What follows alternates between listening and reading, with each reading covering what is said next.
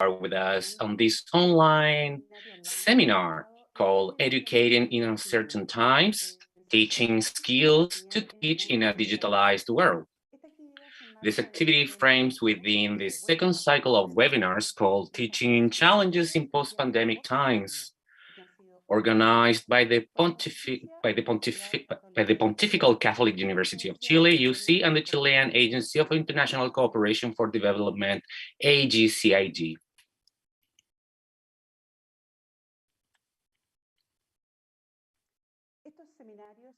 These seminars aim to call on the educational community from Latin America, Central America, the Caribbean, and other countries to reflect on the educational challenges for teaching in post-pandemic times, topics such as education and gender, and also digital education.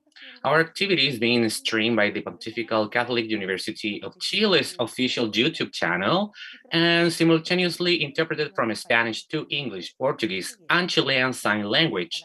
We thank the collaboration of our translators, Dra Hyman, Adrian Rivera, and our Chilean Sign Language interpreter, Francisca Orellana, who will be with us today. I'd also like to greet the authorities that are with us today. The Vice President for International Affairs at the Pontifical Catholic University of Chile, Mrs. Lilian Ferrer Lagunas. The Deputy Executive Director of the Chilean Agency of International Cooperation for Development, AGCID, Mrs. Carla Guasini Galdames. And the Vice Dean of the Faculty of Education at the Pontifical Catholic University of Chile, Mrs. Pilar Cox Vial. We also welcome the Chief of the Human Capital Training Unit at the Chilean Agency of International Cooperation for Development, Mrs. Margit Jerez Salas, and the Coordinator for Beca Sur at the AGCID's Human Capital Training Unit, Mrs. Maria Paz Troncoso. We also greet other authorities of the educational system, faculty members, students, and especially our guest speakers. Sarah Howard from the University of Wollongong, Australia, Jotander from the Vrije Universiteit Brussels, Belgium, Ines Dussel, researcher at the Department of Educational Research, Simvestav, Mexico, Magdalena Claro, director of the Center for Studies on Policies and Practices in Education, CEPE, Catholic University, and Alvaro Salinas, director of the Observatory of Digital Educational Practices, OPED, at the UC's Faculty of Education, who will moderate the panel discussion. And of course, we greet all of you out there connected via streaming on the Catholic University official YouTube channel. To kick off this seminar, I'd like to invite the Vice President for International Affairs at the Catholic University of Chile, Mrs. Lilian Ferrer. Welcome, Vice President. Erika. Thank you very much, Erika. Can you hear me okay? Bueno, muy buenos días. Es un placer saludar. Good morning. It's a pleasure to greet you in this talk, Educating in Post-Pandemic Times. I acknowledge the work of the Faculty of Education and also the cooperation of the AGCID for the work that we have done together during the pandemic, before it, and also with our collaborative work that we have done. I'm convinced that we will be able to face in a better way the challenges that may lie ahead.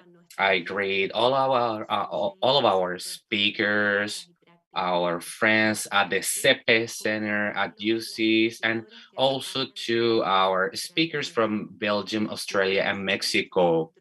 I'm pleased to introduce this second cycle of webinars that started right in the pandemic in 2020, where we talked about current topics with the aim to be a concrete contribution to give answers to these emergent challenges.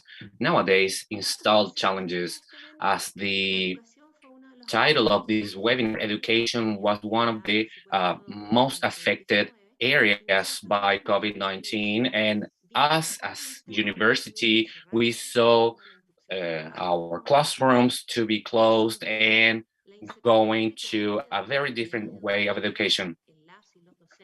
the educational communities and its sphere have been dissolved little by little, but the conversation that we will have during this webinar will have the challenge to learn from this experience projected into future school areas such, for example, education, gender, digital, digital education, and also the continuity of blended formats, which obviously is a topic that will stay. This is a very important webinar according the teaching skills of UNICEF's promotion of ICTs have, has the potential to speed up the progress and to promote the creation of more inclusive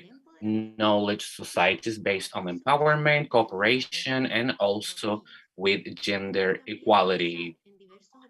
Also to advance in different goals of the 2030 end use agenda. We believe that international cooperation is very important, and we are very happy to be doing this alongside with AGCID, such, and we have collaborators from other countries abroad. According to the development plan of our university, this internationalization aims to project itself into the world.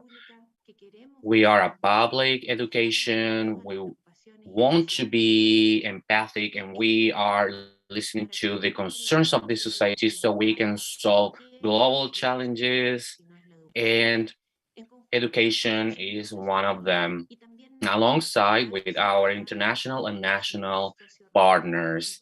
The AGCIG has been an extremely important partner to us. So the presentations today will be very important to share learnings, outlooks from research applications into practice so we can build together answers for complex topics that coexist in global and local settings, especially using a local outlook to solve global problems. We have common projects with the AGCIG, and obviously this is one of them. To wrap up, I'd like to say you this: the Pope Francisco, when speaking about the social friendship, meditates about what the humanity will be after this pandemic. One of the worst reactions would be, and I quote, go into new and selfish ways of auto preservationisms. The Pope says to us that discover ourselves to each other, and this reflects the need and the answer that we would like to give from our university, that all of the hands, all of the voices are necessary here and abroad. So I hope that this seminar can give us, can shed light on us about how international cooperation can help us in educating, because if we have a good education, we will have a better future. Thank you very much for your invitation, and the Faculty of Education, AGCIG, and our guest speakers. Thank you very much for your words, Vice President. Moving on with our activity, I'd like to invite the Deputy Executive Director of the Chilean Agency of International Cooperation for Development, AGCID, Mrs. Carla Guasini. Welcome, Director. Buenos días a todas. Thank you very much. Good morning to all of you. First of all, I'm pleased to greet you on behalf of the AGCIG to all of you participating in this inaugural day of this seminar.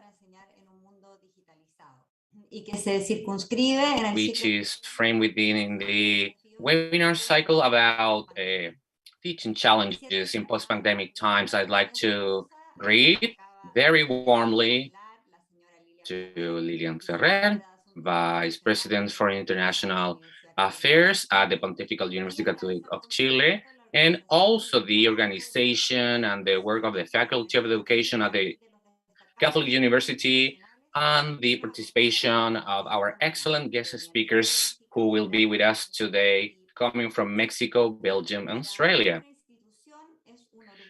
To our institution is excellent, and we feel very proud to work in cooperation with the Pontifical Catholic University of Chile, cooperation that deepened during the pandemic with a common vision of international cooperation, so we can guarantee the welfare, the well-being of the people, access of children to a continuous learning with quality, alongside with the goals for development in our region. Let's remember that the objective of these webinars is to call on the educational community to reflect on the challenges when teaching in post-pandemic times, gender, and digital education. I'd also like to say that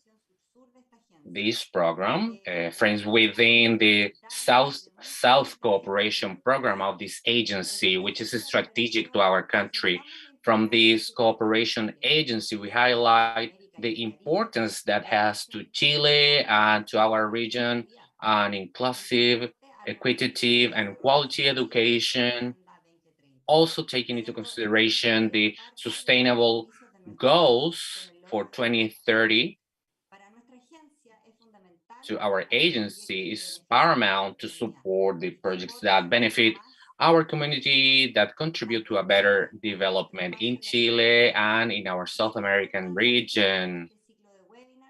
So that's why these webinars are important to us. This meeting is a big opportunity to go deeper and discuss about the challenges in education in post-pandemic times, and also to share the technical, the personal views for these objectives. Finally, I like to wish you a very good morning, an excellent work, and also that you count on our support during this initiative. Thank you very much. Good morning. Agradecemos las palabras de la directora ejecutiva. Thank you very much for your words, Deputy Executive Director of AGCIG, Mrs. Carla Guasini. Before moving on, we remind you that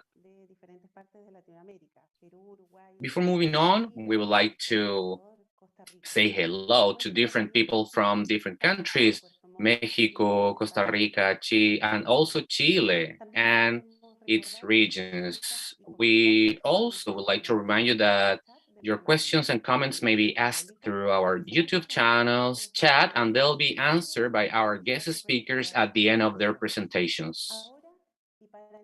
Now, to give us an introduction to this seminar that gathered us today and introduce our guest speakers, I leave with you the director of the Observatory of Digital Teaching Practices, OPED, at the UC's Faculty of Education, Mr. Álvaro Salinas. Welcome, Director. Thank you, Erika. Good morning to all of you.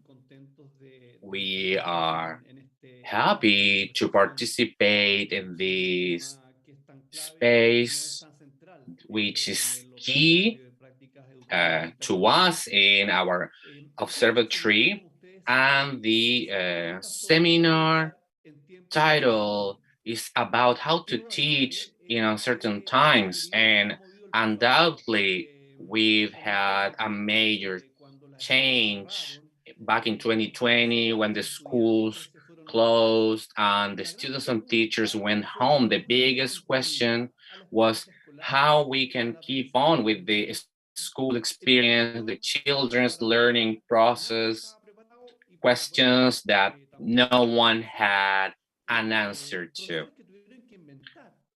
We also have teachers that reinventing themselves in order to keep on with the school format.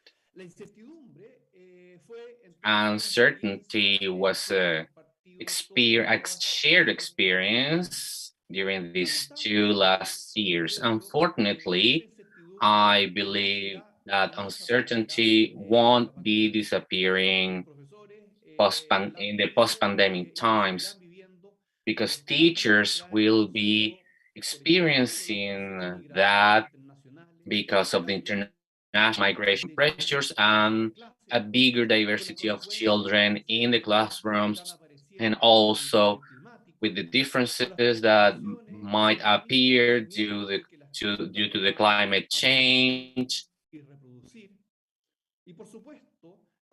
and of course due to the technological changes that might offer opportunities and enormous challenges to the teachers and students learning. That's why we think it's interesting to discuss about this during uncertain times. Specifically, we are interested in talking on how the teachers can deal with uncertainty of living and teaching in increasingly digital world, and also taking advantage of these technologies. Today, we have the pleasure to introduce an excellent panel of guest speakers to help us discuss about these questions. As Erika said, they are researchers from Mexico, Australia, Belgium, and Chile. First of all, I'd like to introduce Sarah Howard from the University of Wollongong, Australia.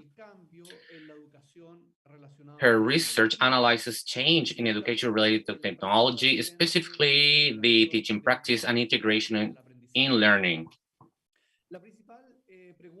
Her main research question is, how can we help teachers to better use digital technologies to support what they value in learning? We also have Jo Tondeur from the Vrije Universiteit Brussels, Belgium. Most of his current research focuses on the interaction between the innovations, ICT, and pre and in-service training, and how this can be associated with teachers and schools characteristics. He's been working with the ICT innovation and the teachers and schools characteristics. We also have Ines Dussel, researcher of the Department of Educational Research at Sinvestav in Mexico, a leading public research institution in Latin America. She's been prolific, publishing about pedagogy, schooling, public policies, and information and communication technology. She's published about this as well. Last but not least, Magdalena Claro, director of the Center for Studies on Policies and Practices in Education, CEPE, at the Pontifical Catholic University of Chile. Magdalena is a faculty member at the Department of Theory and Policy in Education at the UC's Faculty of Education, and her research areas are culture and digital inclusion, digital skills, and education. As Vika was saying some minutes ago, Joe, Sarah, Magdalena, and Ines are with us from different places. Sarah and Joe are in Australia, and it's way over 11 p.m. So thank you so much for that effort, especially taking into consideration a very long day of work. We remind you that the questions from the audience will be answered at the end of the presentations. So while you're listening, you can upload your questions. To kick off our presentations, I'll leave I'll leave you with Sarah Howard and Joe Tonder, who will present from readiness to teaching online to scenarios of a blended future. Welcome, Sarah and Joe. Yes.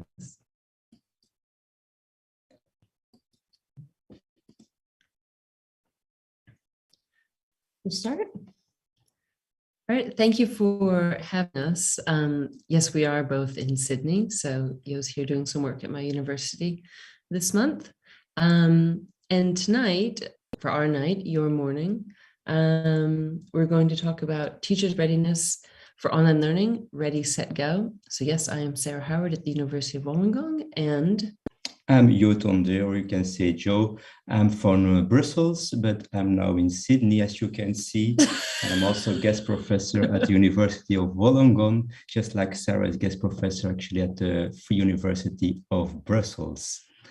So imagine that there is like a pandemic, yeah, and that all the teachers in the world have to stay home, all the students have to stay home. Well, that's what happened indeed, like Alvaro said, 2 years ago.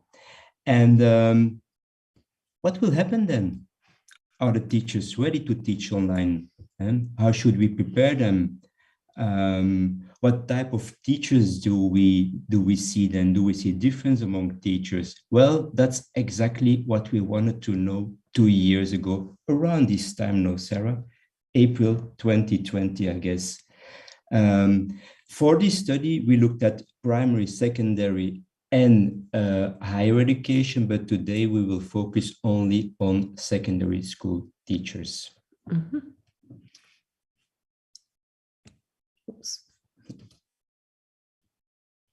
Oops, one up. So we're going to be looking at their online readiness, as we call it. So the idea of when we ask teachers to transition their practice, particularly school teachers, from their face-to-face teaching, which is what they have done year on, year on, year on, to then all of a sudden say, you're going to teach online. As we've all watched this happen over the last few years, it's been chaotic. So we were interested, we saw this coming, and we were interested in how can we understand their readiness. Now, when we think about online readiness, it's how well teachers feel they're prepared for online teaching, and that's our personal readiness. How well can I do it? We were also interested in how well they felt their institutions were prepared to help them with this transition. The institution was prepared to go online. We call this contextual readiness or institutional readiness. The reason we wanted to know this is we wanted to know how to best support teachers for transitions like this into the future. So not just what we've been going through the last 2 years, but as we move forward in different technological innovations, this was quite interesting for us. And we're interested in what's called a person-centered approach. So not dealing with all teachers are the same and everyone needs the same support. What are the differences? So to do this, we were very quick in 2020 and in April conducted an international survey to find out what were teachers experiencing. And as Yo said, we have higher ed, we have primary, we have secondary teachers in this sample, and we looked at their teaching characteristics, their experience, their self-efficacy to teach online, their online readiness for this, and their perceived institutional support in this space. So what you see here is the Corona study. I know it's quite early for you guys, but you get a point. Corona, online learning. Yes, Magdalena, I see you're laughing. Indeed. So we had a huge sample. We had more than 1,200 respondents. And 74% of them had to switch completely to online teaching, and the majority have never taught online before. That's 60%. And what's even more interesting, they only had 2 or 3 days time to switch from face-to-face to online learning. 30% of these respondents, they missed technical support, and also even more important is that 50%, so half of them, actually lack pedagogical support. And that's one of the most important foci of this presentation. Also the fact that we see huge differences between these teachers. So what we wanted to do is to explore profiles of these teachers, and especially profiles of their online readiness. So we also theorized, or not theorized, but hypothesized that there were different kinds of teachers, as we all know. So we had to think about what some of the different profiles might be. So some possible case studies. So one of the first ones were teachers who thinking about how do I do this? How do I go about creating online learning? And these are teachers who they're going to be looking at how they bring technology, pedagogy, and content knowledge together, and how those 3 forms come together. And we theorized a particular teacher, Mark, who is interested in teaching online, but he just doesn't know how to bring his content online. He just doesn't see how it can be better than what he's been doing up to this time. And this we knew is the case with a lot of teachers, where they weren't against it, but they just didn't see how it could happen. So it was an interesting place we saw a lot of teachers in over the last 2 years. And then we have Mohammed.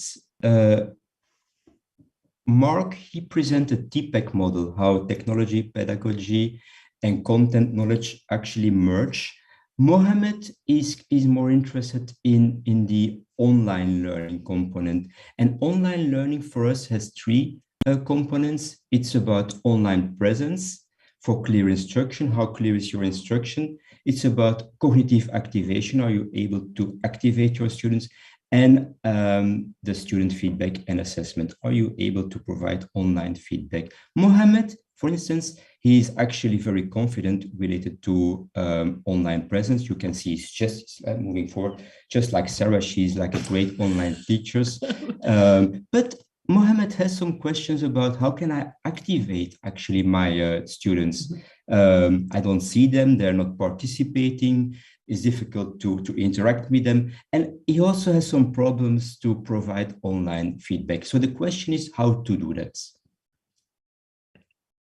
Now, our third profile is thinking about, and this is Keisha, also a very competent teacher, and very engaged with her students and very, very keen to use online learning, but is really looking for support from the institution. So particularly around pedagogical support, she has questions about engagement, questions about how to bring all of her students, how to differentiate their experiences so they all have what they need to be able to learn.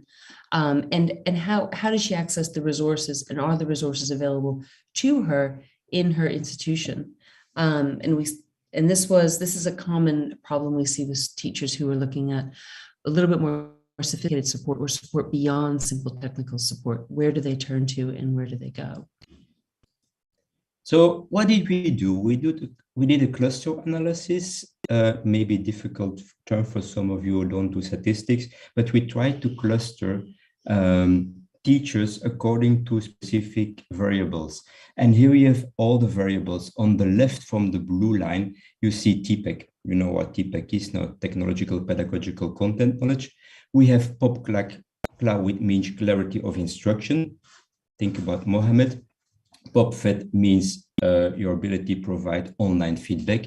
And then POPCOG is the cognitive activation of your students and how to do that online. And then we have 3 measures on the right of the blue line to actually measure what Sarah said is like contextual readiness. Mm-hmm. The GP is a general perceived institutional support. Is there a vision about online learning, for instance, in your institution? Is there support? And then 2 measures specifically related to the pandemic. The first one is related to technical support during the pandemic. The second one, pedagogical support during the pandemic. And as you can see, we have 4 profiles, and we will now present you the 4 profiles.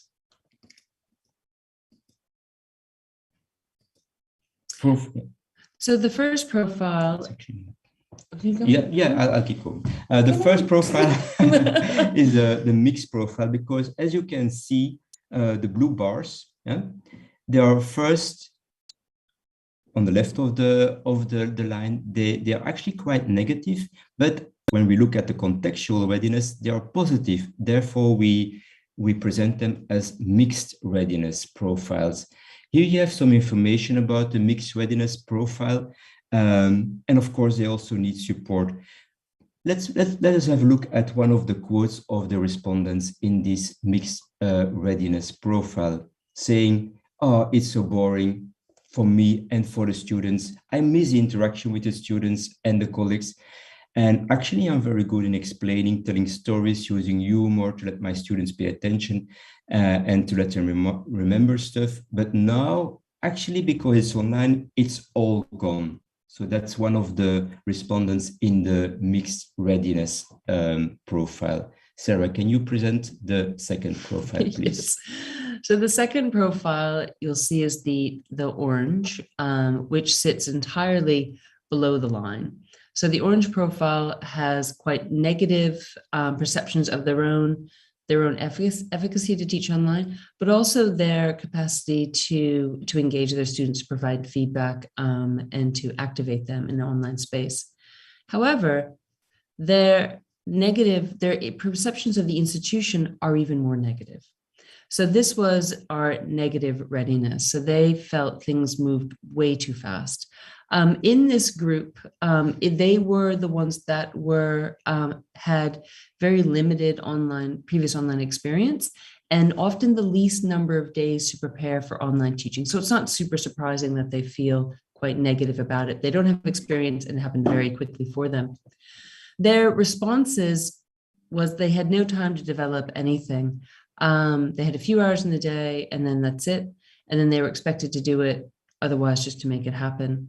And also that they felt the school has been hung out to dry. The speed of change is impossible to be met.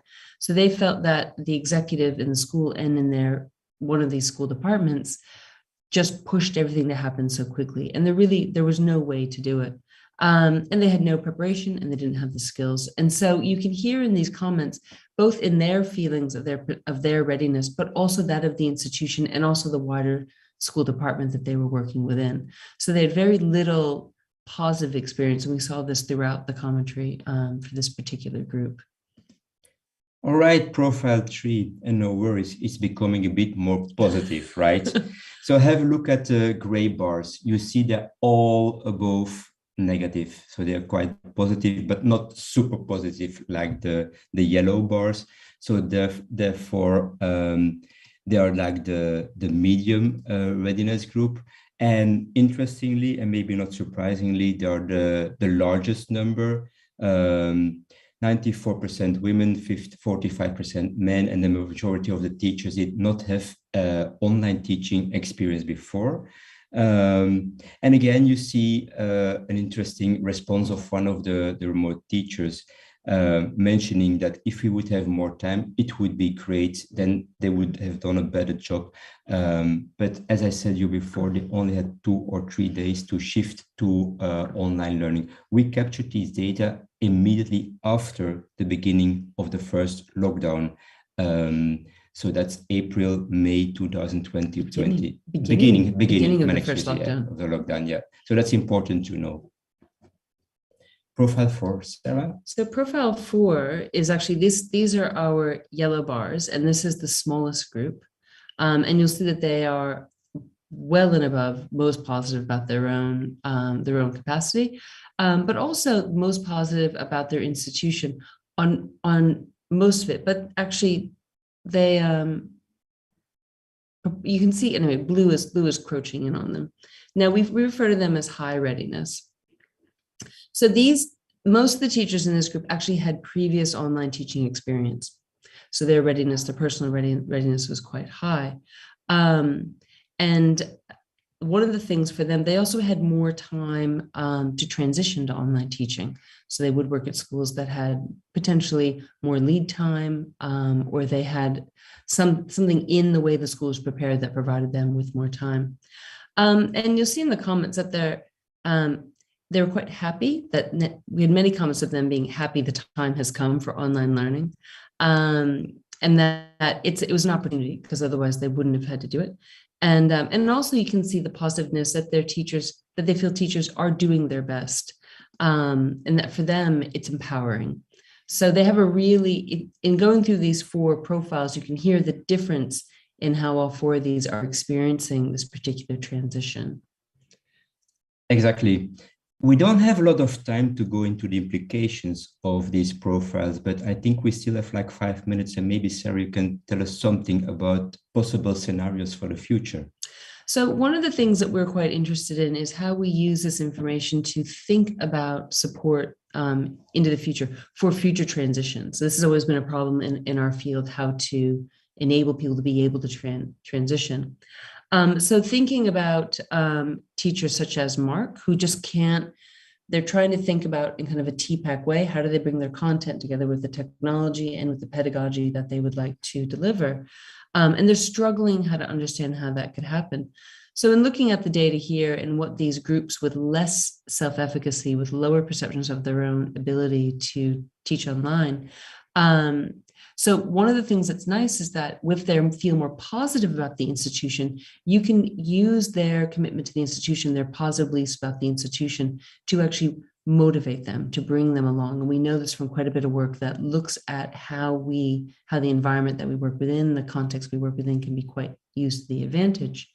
And that this is one of the things that a strong vision and clear support, vocal support, can often create some consistency and stability for these teachers to be able to experiment, but also that they work within their disciplinary group. So there will be teachers that have higher levels of proficiency, theoretically, and that they work with these groups and that they are supported by these groups. Again, we also know from our other work that feedback is critical for these teachers in our training teachers as well, that they are doing the right thing, that this is the right design, that the choices they're making are appropriate, and that can really help people along.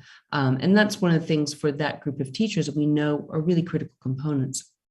For teachers such as Keisha and Mohammed, who are really looking for more pedagogical support, they have real questions, they have some experience, but they're really looking to answer specific needs, or they're just beyond the basics. Including these teachers in the discussions of how to create a school vision, how to bring other teachers along to take advantage of their expertise, but then also in part of that, creating a clear professional development strategy for them, of helping them to be able to find the resources, of being supportive of them furthering their own practice, so they are able to access the resources at other schools or in the department or online that can answer their questions. So making them part of how we create a larger profile and a larger strategy can be really empowering for those teachers as they develop their practice, but also feed practice back to the teachers like Mark. But in surveying our schools and understanding what is the distribution of these profiles and what are our teachers experiencing, it helps us look at where these kinds of strategies need to be applied and how we need to support a particular community, rather than providing blanket support that is not particularly appropriate for the bulk of the people. And we saw in our distribution that many teachers didn't feel like they had the support they needed. And this is why it needs to be more of a person-centered approach, rather than providing one level of, or even 2 kind of generic levels of support across teachers. All right, I think I have 1 minute left for a kind of conclusion. What I think is interesting to see in the results and in these data is the link between your personal readiness and your institutional readiness. And we often see they go together, except in the mixed profile, which is also interesting. But school matters. Yeah, the support you provide as your institution in your school is important, especially the focus also on pedagogical support is important. A second important message from this study is also That, and I don't know how it is in Chile, like if you provide professional development, if you provide training, is it like one size does fit all kind of approach, like everyone gets the same? I think our data show that this can be a bit problematic. Maybe we need a more person-centered approach because we have different profiles, and even within the profiles, there are different types of teachers. So we need actually align the support with the characteristics of the specific teachers. And that I think is an important challenge, and that's maybe something we can address in the next talk, Sarah. Yes. So thank you very much. And there's a paper on this that was published in 2020. There's one on the schools, and there's also one on higher ed. The one for schools is actually cited here, which goes through this in much more detail. And that's it. Thank you. Muchas gracias, Sara y yo. Thank you so much, Sarah and Joe, for your presentations. Now I'd like to invite Ines Dussel. She's a researcher of the Department of Educational Research, Sinvestav, Mexico, and she'll be presenting the topic preschool work in a platform education, technopedagogies for digital times. Welcome, Ines. Thank you very much. Without further ado, I'll jump into the presentation. And the title that I just put is kind of pretension. It needs some explanation, but I'd like to give you some background. This is an invitation to think together, and I believe the discussion in Latin America is interesting, discussing about the skills, teachers, to situate the work. You can see two images, one picture from the 40s, and you can see this public communitary work from the people. You can see the school wall. This is a pedagogical, social, public, political, contextualized work.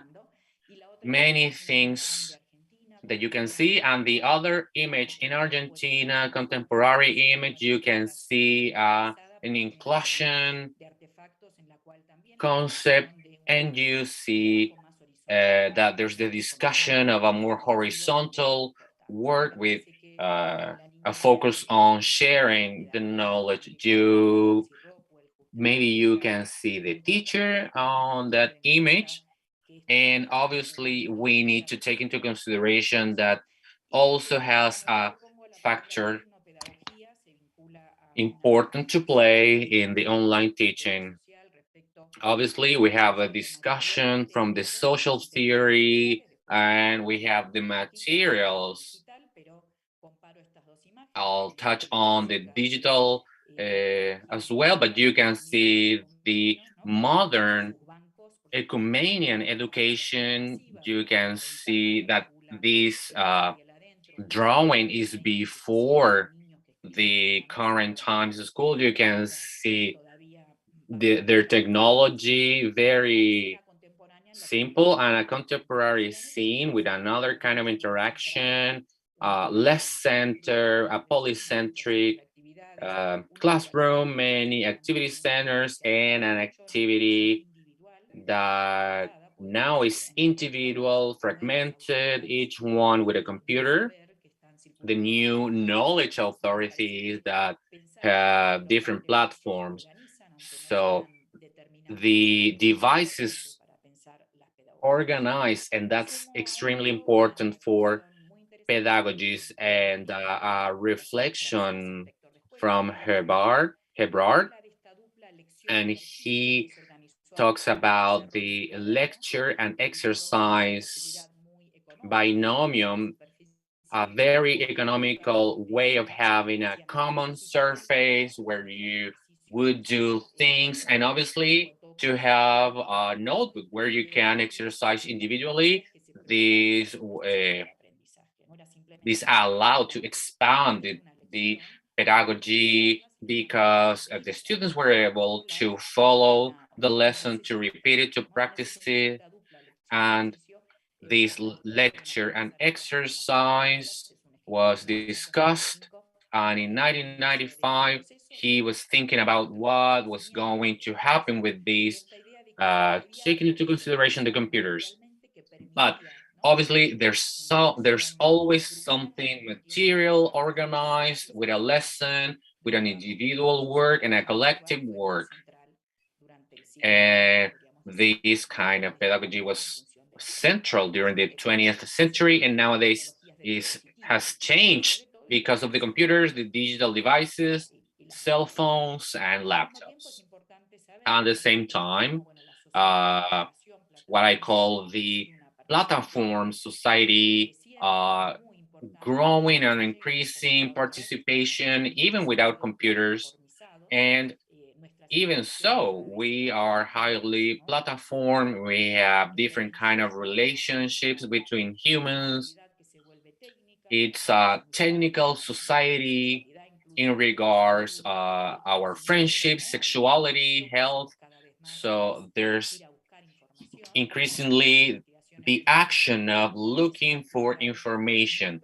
This is a this is an activity promoted at schools related to the research focus of the previous education. And you can see this on the primary, secondary levels, also higher education. So I'd say that this is a delegation of the cognitive uh, processes related to what those platforms offer. You can see here that during the pandemic, it was an heterogeneous and unequal uh, relocation of the schoolwork to the screens. You see three situations. In Mexico, some people only follow their schoolwork on paper, some other on television, and some other had a family member and other devices.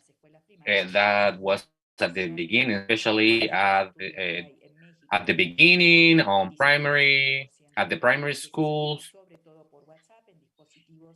Around 80% of the informers in Argentina said that many classes were on WhatsApp. You can see a meme circulating, and you can see how sad the teacher was. You see another image of the possibility of going online, of using different apps, teachers that use the radio with a lot of materials prepared by them. And here you can see a very strong work uh, teaching knowledges that aren't related necessarily to use only one app, but to use different ones. This is a production of an Argentinian teacher that was published on a book. And this teacher uh, tells the interaction between the students. The student says, teach, I don't know how to do the activity. What part did you not understand? I don't know how to begin. And that video uploaded a video on WhatsApp. You can see the mate drink always present in Argentina, but this is an individualized education that needs to give an answer to the students' needs. And this was absolutely exhausting to the teachers because they felt that they had to multiply themselves because they were working collectively, but now they have to work individually. Here you can see some works that we did with some teachers, the province of Cordova, and we had a program with teachers, with school directors in Argentina. We have a bunch of material, and one of the things that we asked them was to draw how they were working, and the category is technical environment. And you can see here the folder. If the folder, the paper, the notebook were allowing some conditions, some processes. And I'll show you 4 of these pictures, and you can see the difference between of what's going on regarding the curriculum proposal, the COVID protocols. They are very different. And what you get out of school, you can see the direction of the arrows, and you see a family that has everything, Wi-Fi, private space, and another space that's a family saying we do what we can with WhatsApp, and a family with no name, no connection, a non-existent family. And you can see other arrow that's kind of weak, going from the WhatsApp to the school.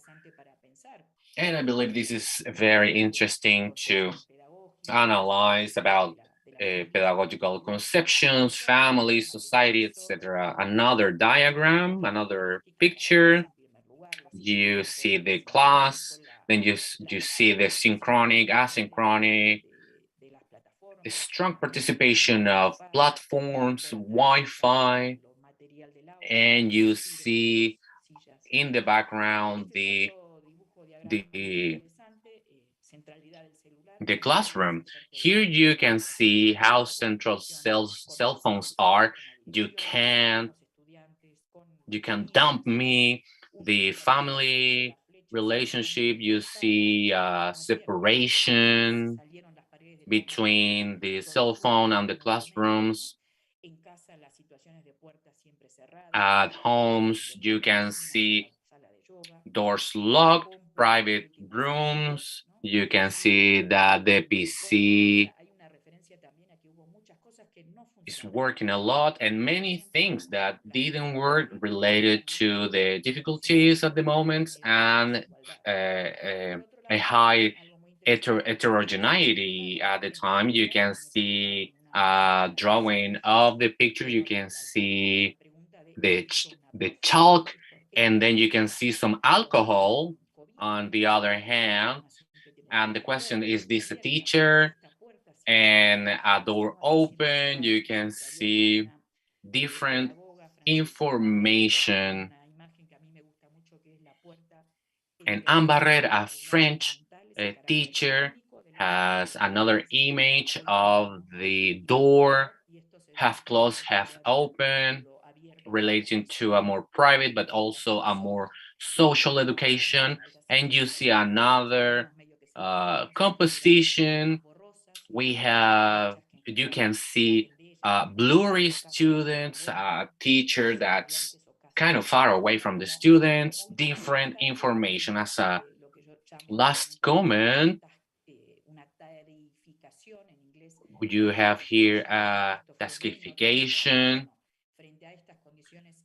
and interaction focused on sending, receiving tasks.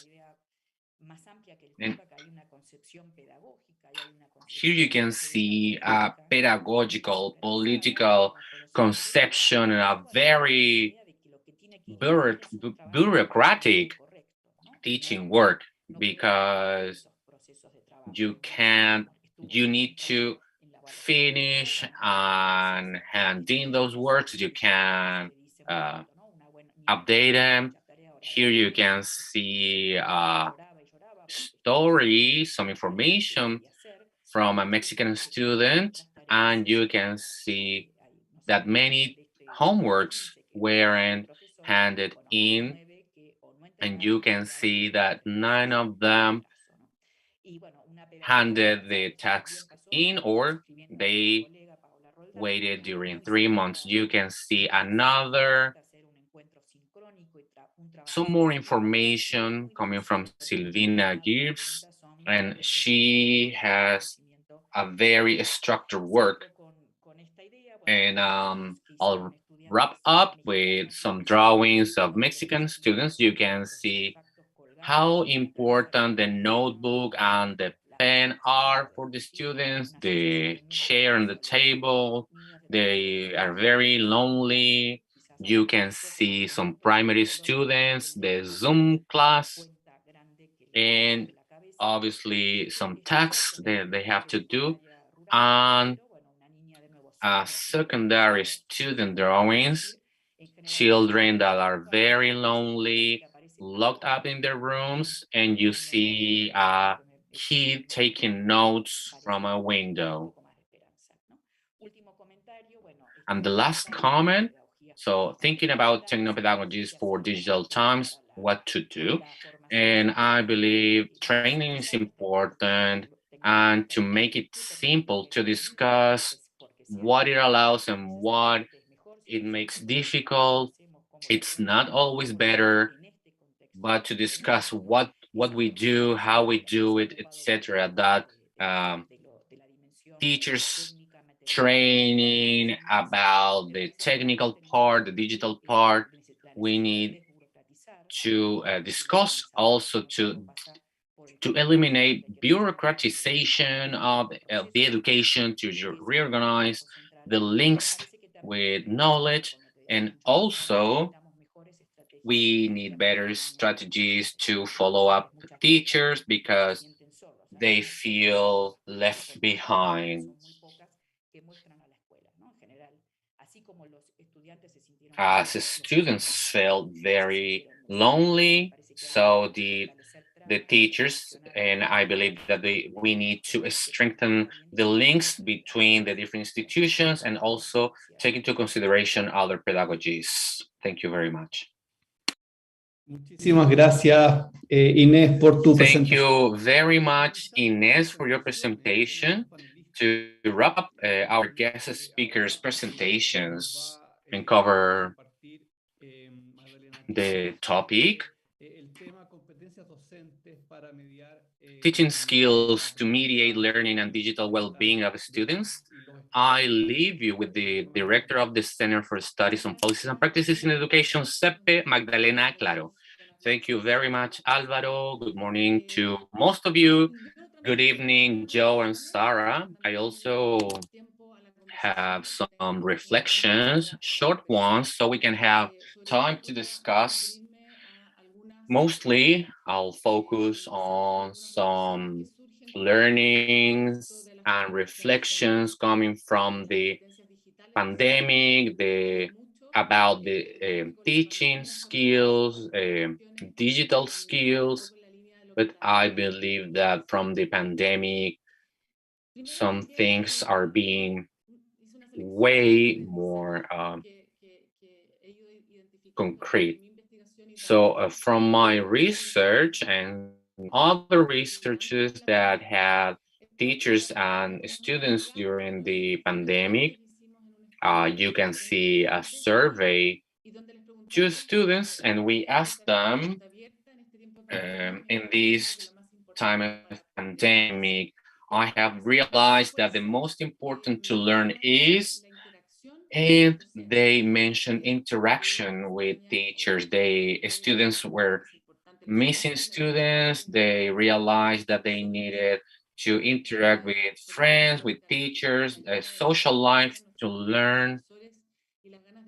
And also they were willing to be focused because at home they were distracted. Also the ability or to be able to communicate with teachers uh, and schoolmates.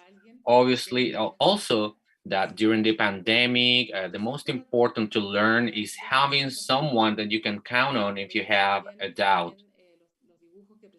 We saw the same in the drawings that Ines showed. We saw the loneliness, the lack of interaction with teachers and students to learn something that mediated through technology doesn't have the same feeling to it.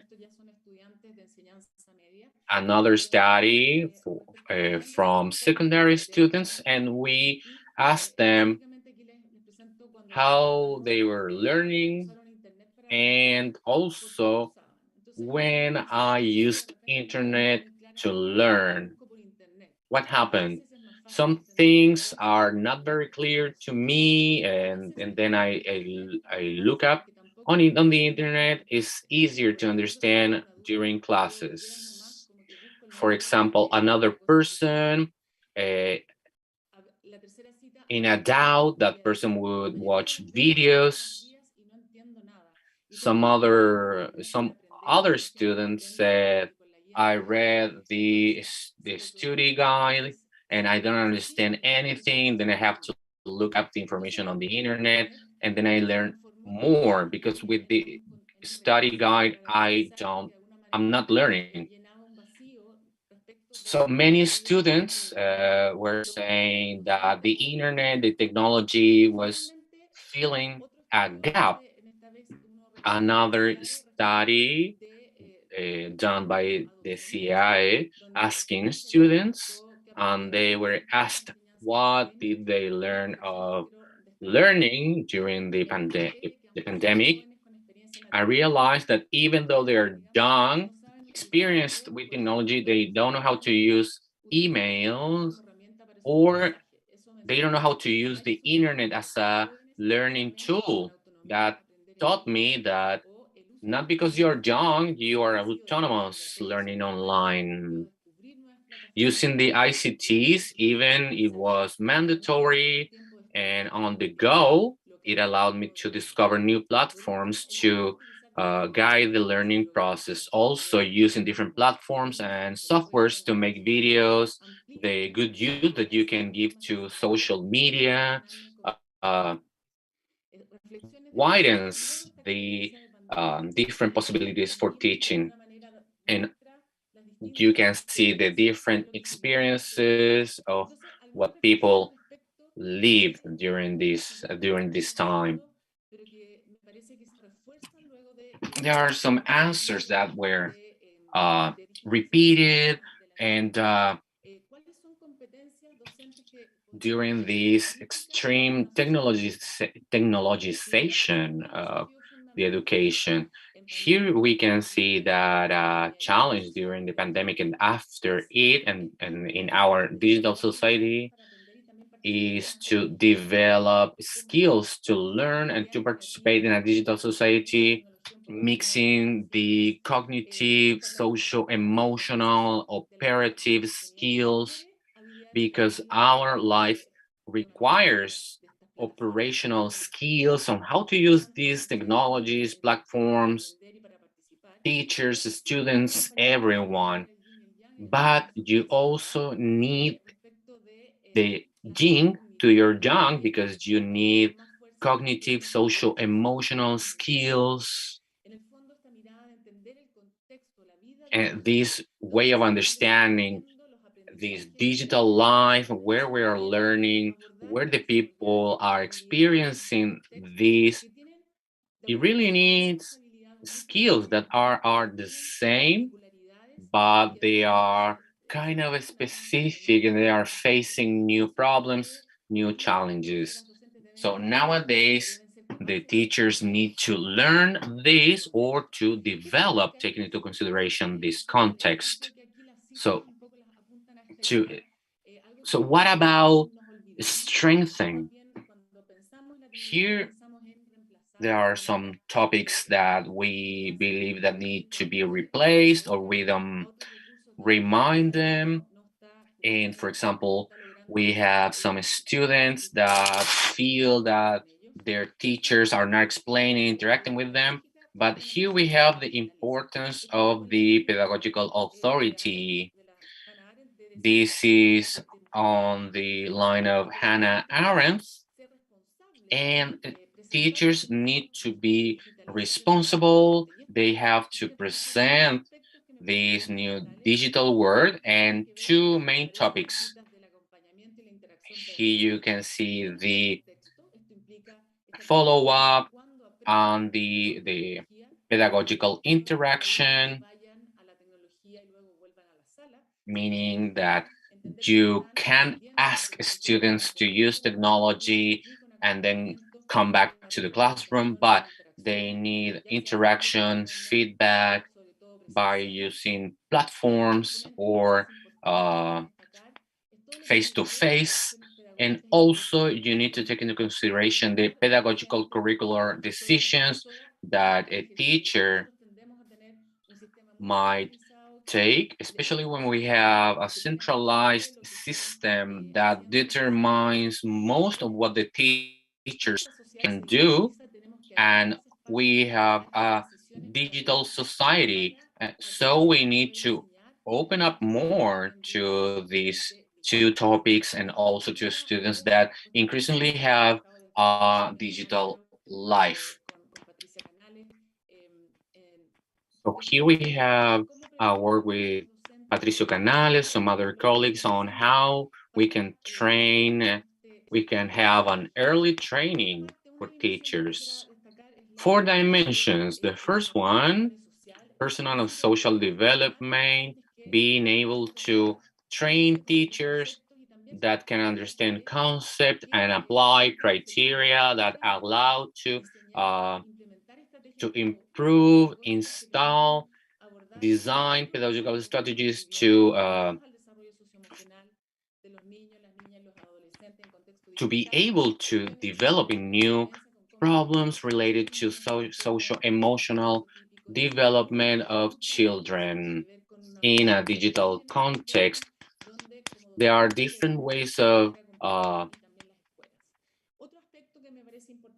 to consider also. Then we have the skills of learning, digital creation. We need teachers that can define, apply explicit, clear criteria to orient the students and develop their digital skills in environment, reaching information and data that might affect positively or negatively their learning, their development of people, citizens, and professionals. So here you can ask them, go and learn from the internet. No, you need to talk to them. A third component related to knowledges and disciplinary, interdisciplinary skills in a digital context, the ability to select, use technology, digital resources that improve the learning of concept, the development of disciplinary, interdisciplinary skills, because we have the limitations of the classrooms, and also to develop skills to talk about this, and also to recognize and these new platforms as well.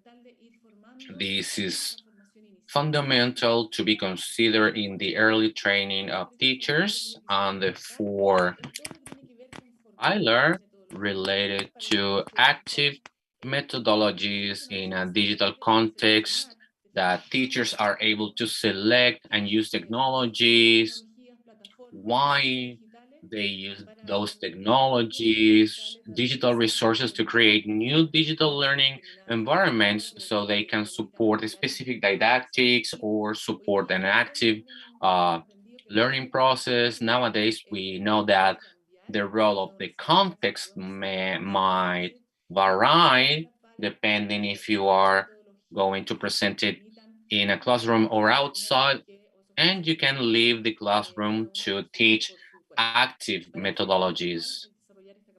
That's fundamental to develop the autonomy that during the pandemic was a hindrance for students because our system is not developing it.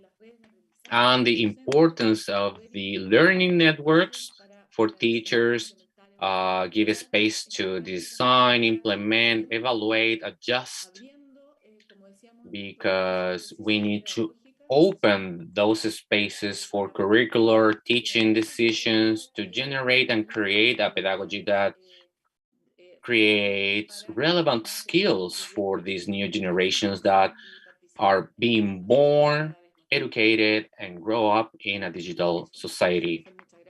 That'll be it. Thank you very much. Thank you very much, Magdalena. Now we have some minutes for questions and comments to our speakers. We received many of them.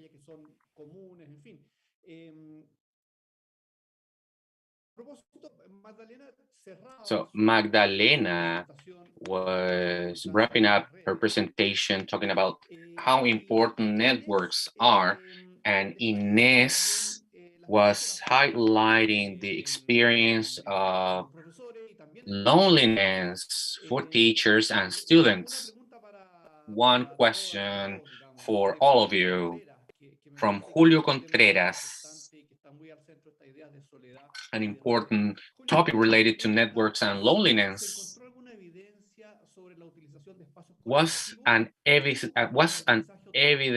found on the self-managed learning to allow teachers to better work on this context?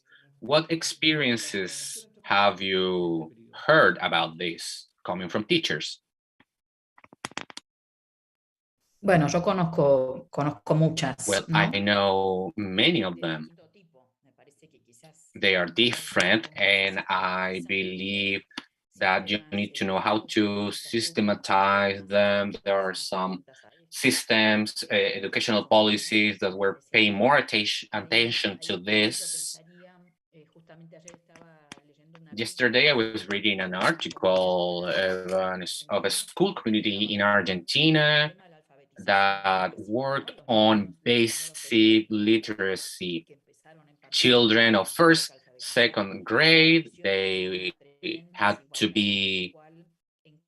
receive education on literacy. They had difficulties in getting together, and they found different strategies, but the main one was to have time for the family to gather, to share with the teachers. They created material for the family. They gather on WhatsApp when the families were able to, so a big flexibility.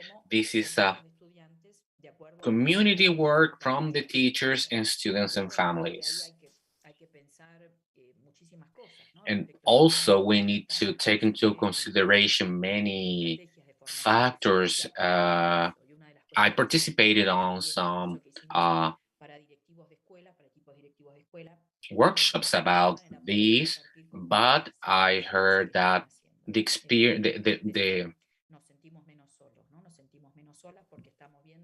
experience of not being alone was mentioned all the time, because they were able to share strategies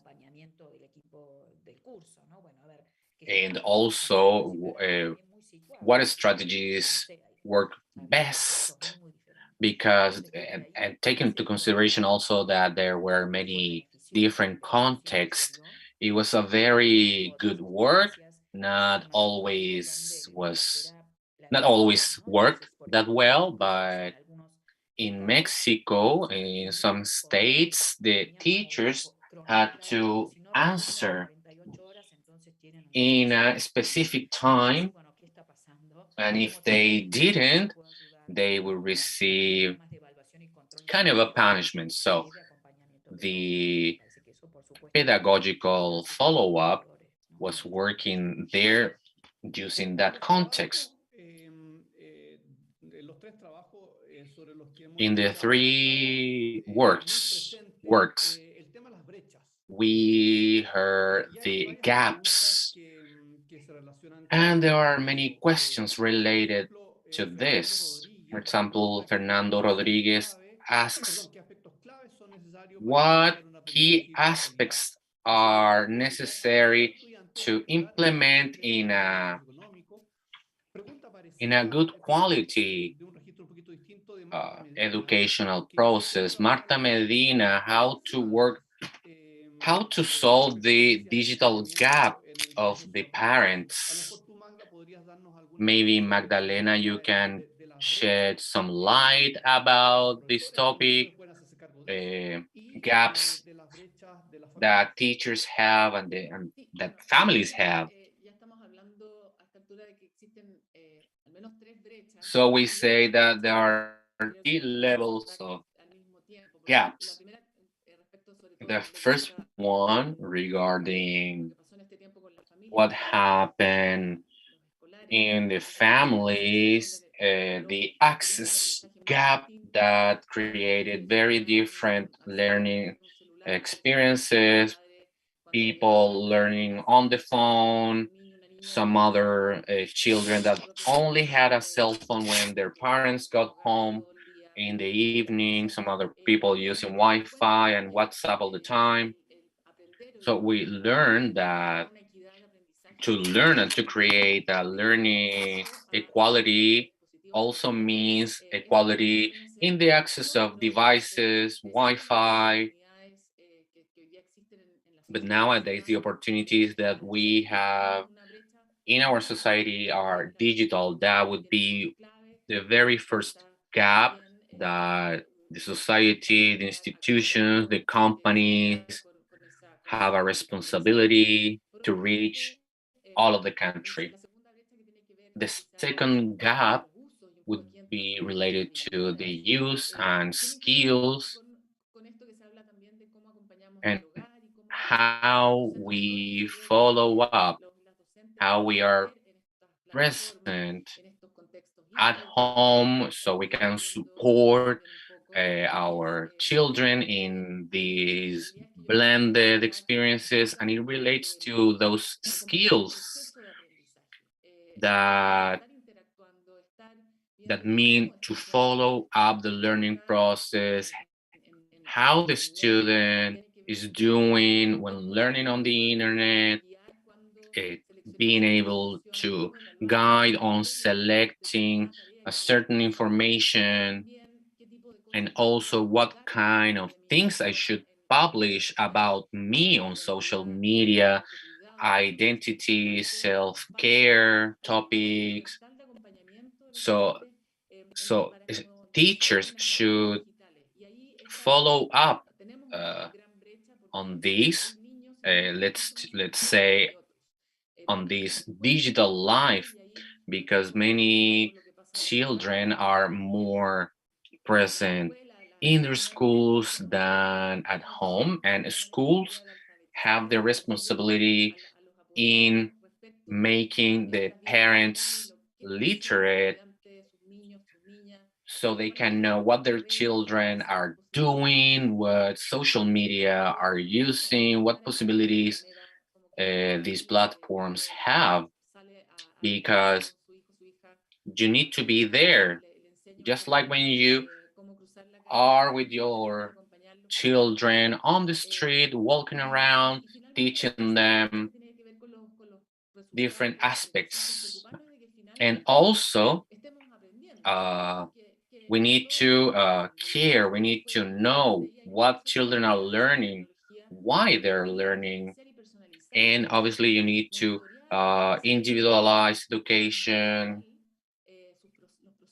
with their different rhythms, different processes, taking into consideration all of the data that come from the different platforms, because they open a new, better world. But we need to start from the basis that we need to make sure that everyone is learning, that everyone's receiving education. We have different information gaps and differences in these three topics, but we need to take into consideration the three of them as schools. Thank you, Magdalena. Ines, in your drawings, they were very interesting. You were showing many different things.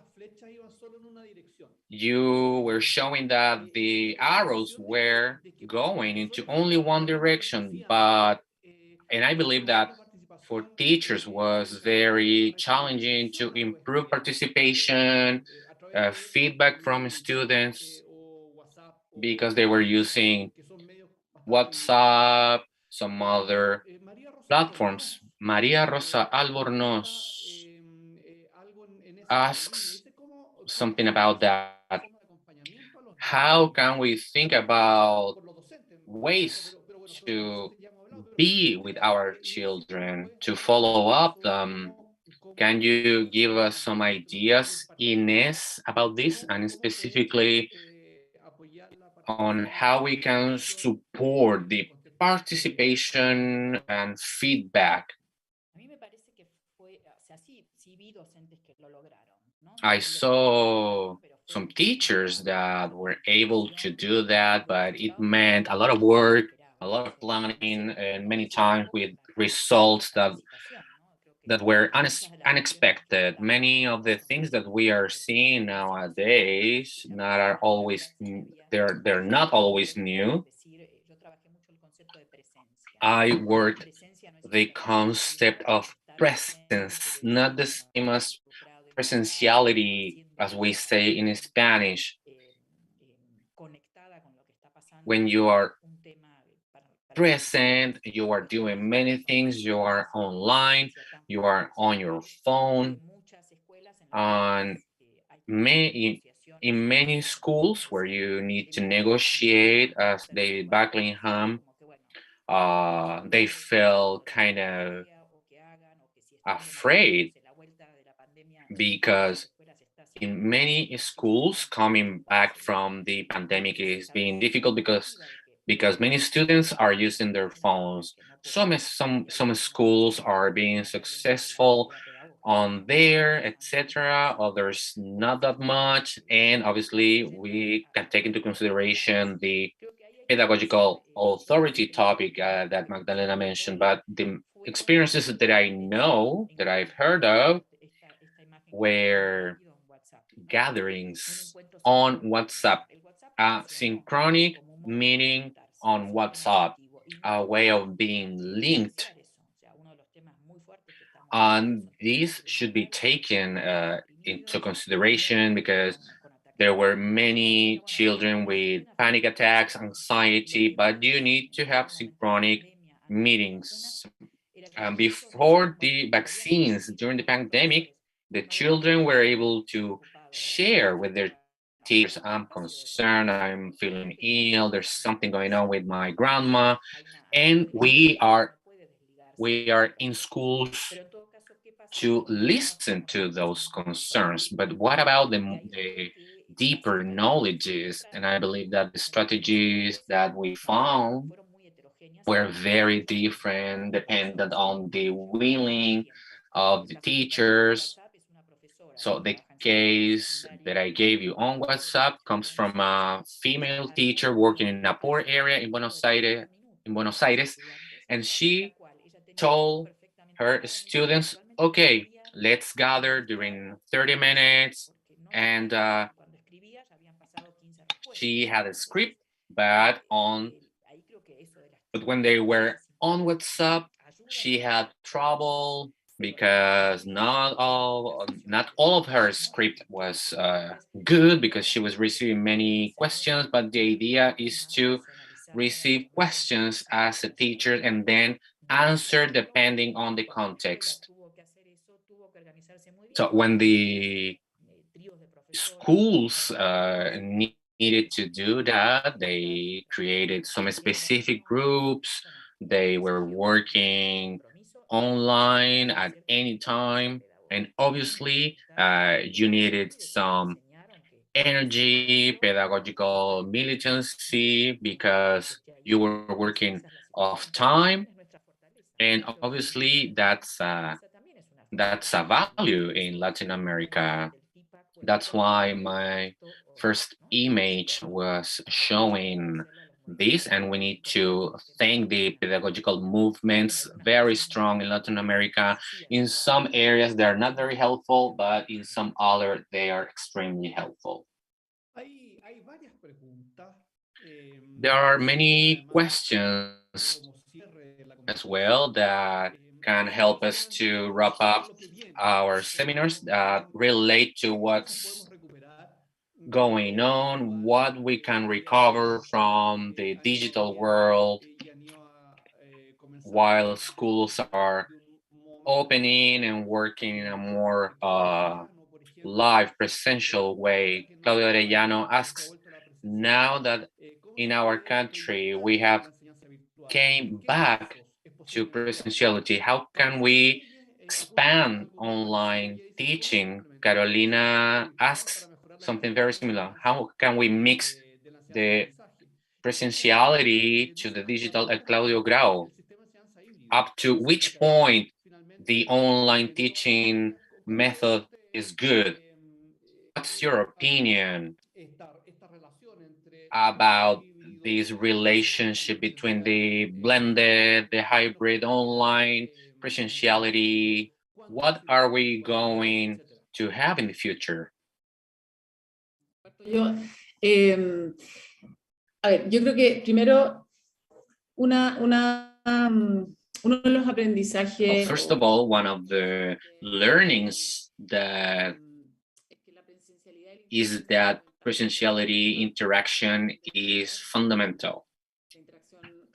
So face-to-face interaction, feedback, look into each other's eye in this pedagogical process creates a good rapport, and also we have experiences related to these using these platforms.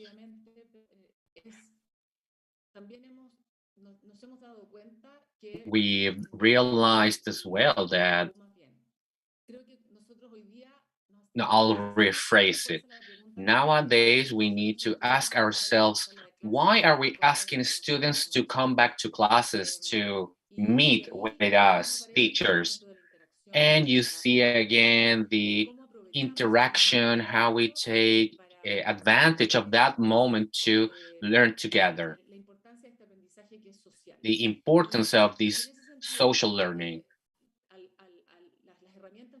and the digital tools, the platformization allow us to transfer concepts, specific knowledges that are written, that can be recorded on a video outside that face-to-face meeting. And I believe that one of the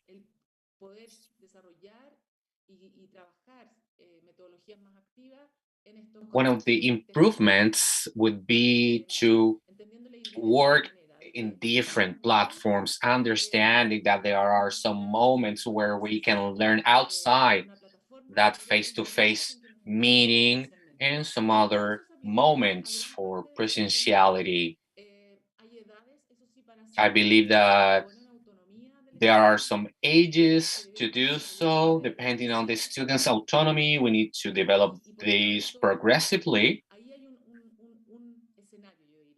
And there are different scenarios where hybrid modalities can give access to some uh, to education for some people that live, for example, in rural areas. That was also a difficulty.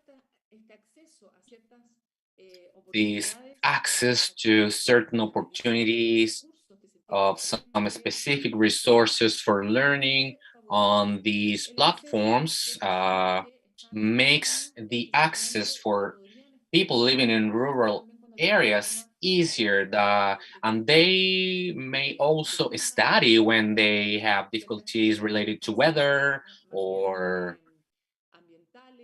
environmental crisis or situations that wouldn't allow them to go physically to the school. So the rural world, the education in hospitals, and because there are students that might have access in a better way than nowadays.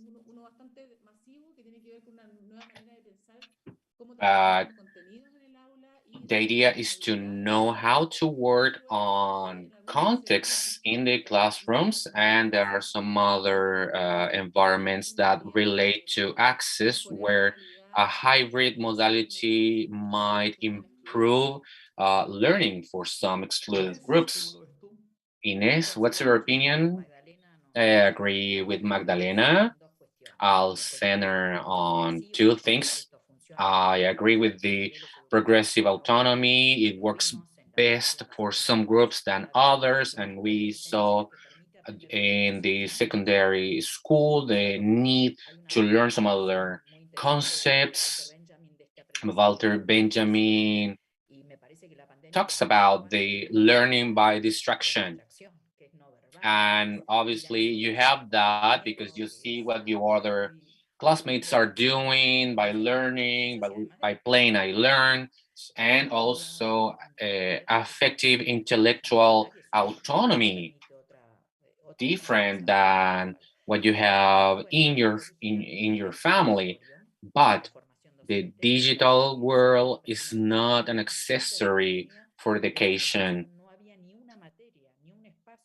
Before the pandemic, we didn't have many teachers didn't have any online readiness.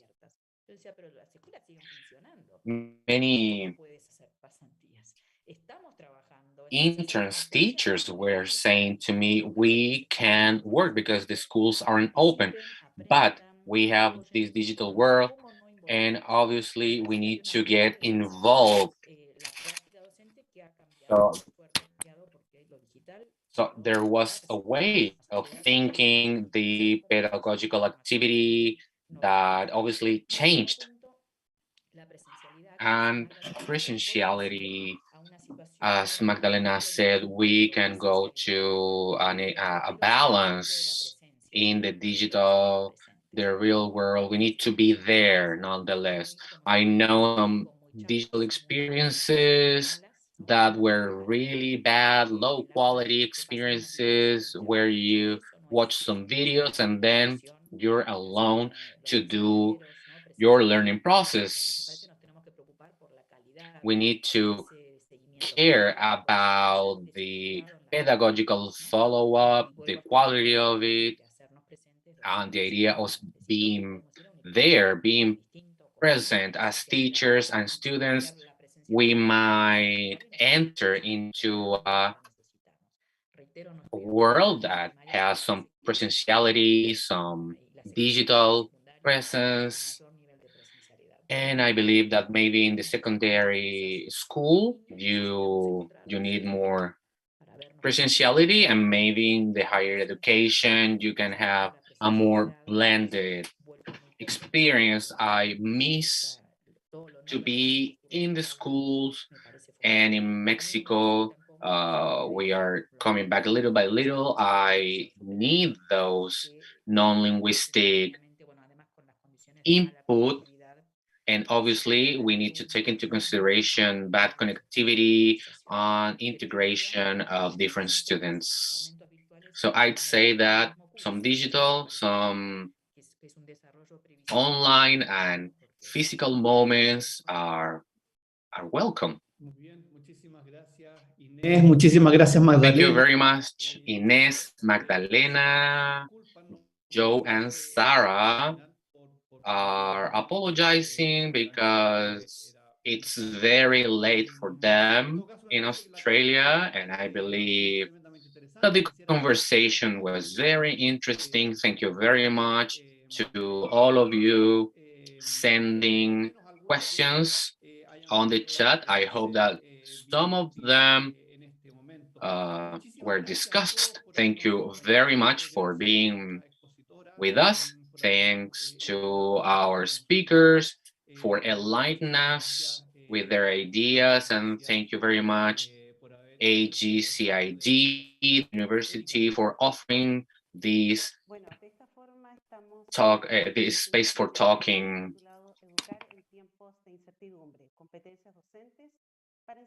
We're wrapping up this first online seminar called Educating in Uncertain Times, Teaching Skills to Teach on a Digital World.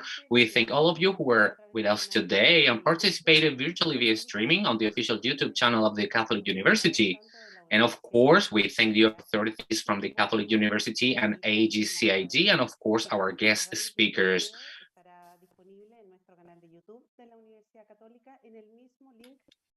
So you will be able to see this very same video on the link of the YouTube channel, where you're warmly invited to meet us again next Thursday, May 25th at 11:30 Chilean time for our second and last webinar called Gender Dialogues in Education, coordinated by Professor Ana Luisa Muñoz from the Catholic University's Faculty of Education.